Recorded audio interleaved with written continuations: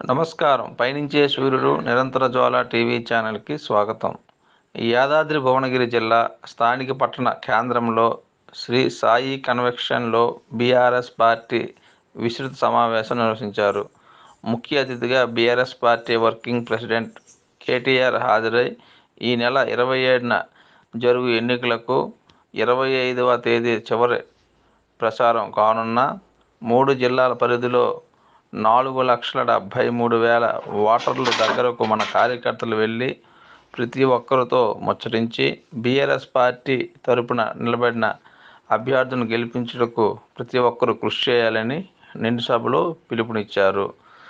ఈ కార్యక్రమంలో మాజీ మంత్రి Suryapet MLA Guntakandla Jagadishwar Reddy, ZP chairman Elimineti Sandeep Reddy, మాజీ ఎమ్మెల్యేలు పైళ్ళ శేఖర్ రెడ్డి, బూడిద భిక్షమయ్య గౌడ్, మాజీ రాజ్యసభ అధ్యక్షులు బడుగుల లింగయ్య యాదవ్, బీఆర్ఎస్ భువనగిరి పార్లమెంట్ అభ్యర్థి క్యామ మల్లేష్, రాష్ట్ర నాయకులు చింతల వెంకటేష్ రెడ్డి, జడల అమరేందర్ గౌడ్, ఆకుల ప్రభాకర్, చెంగల వెంకట్ కిషోర్ రావు, జడ్పీటీసీ బీరు మల్లయ్య, వివిధ మండల గ్రామ అధ్యక్షులు, ఎంపీటీసీలు, సర్పంచులు, నాయకులు, కార్యకర్తలు పాల్గొన్నారు.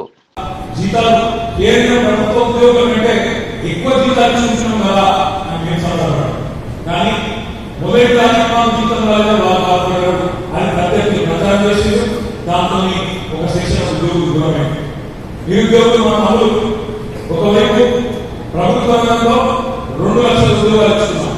2 లక్షలు 9 ఏళ్లలో భారతదేశంలోని ఏ రాష్ట్రం కూడా డిసెంబర్ 9 నాడు నేను ముఖ్యమంత్రి కాగానే మొట్టమొదటి సంతకం పెడతా 2 లక్షల రుణమాఫీ మీద.